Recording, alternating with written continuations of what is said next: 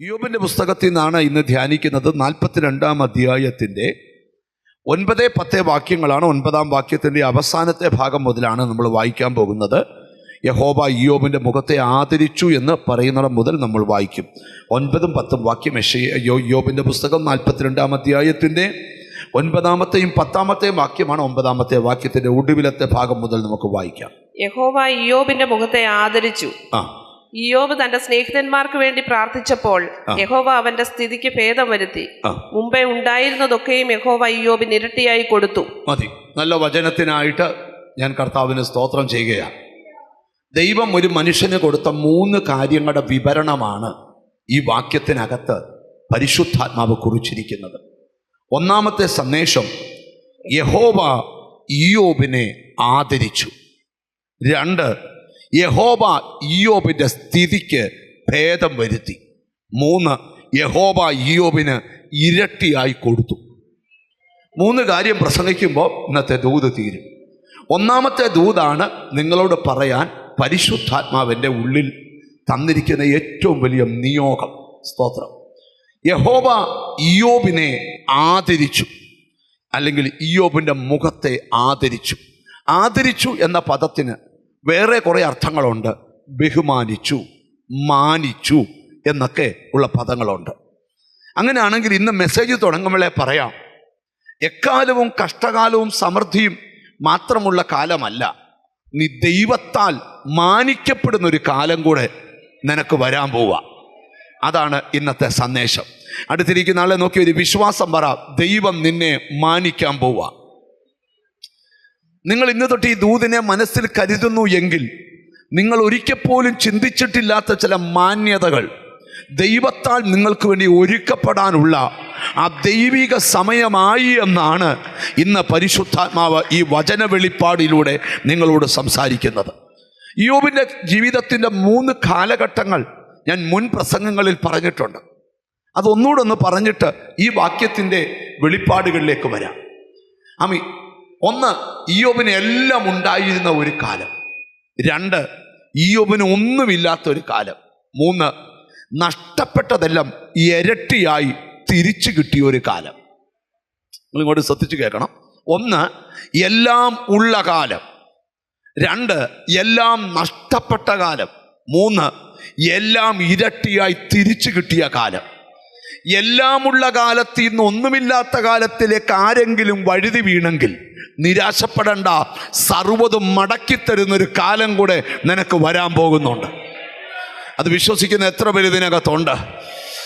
ആ മടക്കിത്തരുന്ന കാലത്തിലേക്ക് വരുമ്പം ഇയ്യോബിനോട് പരിശുദ്ധാത്മാവ് പറഞ്ഞിരിക്കുന്ന ഭാഗമാണ് എഴുതിയിരിക്കുന്നത്, യഹോവ ഇയ്യോബിൻ്റെ മുഖത്തെ ആദരിച്ചു. എനിക്ക് ദൈവാത്മാവ് ഒരു ദൂത് തരിക. ആരുടെയൊക്കെയോ കഷ്ടകാലത്തിന് ഫുൾ സ്റ്റോപ്പ് വീണോണ്ട് ദൈവത്താൽ മാനിക്കപ്പെടുന്നൊരു കാലത്തിലേക്ക് നിങ്ങളെ പരിശുദ്ധാത്മാവ് കൈക്ക് പിടിച്ച് നടത്താൻ പോവുക. ചിലർ ചോദിക്കുന്നൊരു ചോദ്യം, ഈ ദുരിതങ്ങൾ എത്ര കാലം അനുഭവിക്കണം? ഈ വേദന എത്ര കാലം അനുഭവിക്കണം? ഈ സങ്കടം എത്ര കാലം അനുഭവിക്കണം? പരിശുദ്ധാത്മാവ് നിന്നോട് പ്രവചിച്ച് പറയുക, ഇനി അധികം കാലം ഈ ദുരിതമില്ല. നീ ദൈവത്താൽ മാനിക്കപ്പെടുന്നൊരു കാലം നിന്റെ മുമ്പിൽ വരാൻ പോകുക. നിന്നെ ദുഷിച്ചവരുടെ മുമ്പിൽ, നിനക്കെതിരെ മോശം പറഞ്ഞവരുടെ മുമ്പിൽ, നിന്നെ തകർത്തവരുടെ മുമ്പിൽ നിനക്കൊരു മാന്യത ദൈവത്തിൽ നിന്ന്. ഞാൻ വ്യക്തികൾ മാനിക്കുന്ന കാര്യമല്ല പറഞ്ഞത്, ദൈവം മാനിക്കുന്ന കാര്യമാ. നെഞ്ചത്ത് കൈവച്ച് പറ, ദൈവം എന്നെ മാനിക്കുമെന്ന് പറ. എനിക്ക് ദൈവത്തിൻ്റെ ആത്മാവ് ഒരു വെളിപ്പാട് നിങ്ങളോട് പറയാൻ തരികയാ.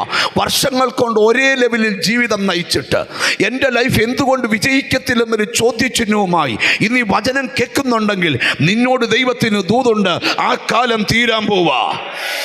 നഷ്ടപ്പെട്ടതെല്ലാം തിരിച്ചു പിടിക്കുന്നൊരു കാലം വരുന്നു.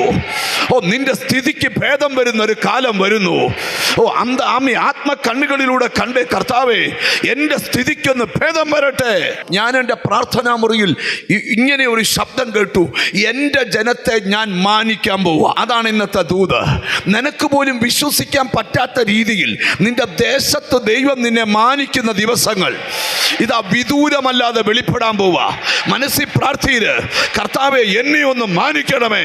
ഇന്നത്തെ പ്രയർ മുഴുവൻ ഹല്ലേലൂയ, ദൈവമേ എന്നെ ഒന്ന് മാനിക്കണേ എന്നായിരിക്കണം.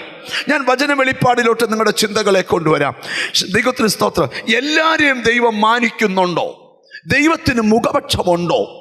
എന്തുകൊണ്ട് ചിലരെ ദൈവം മാനിക്കുന്നു, ചിലരെ ദൈവം മാനിക്കുന്നില്ല?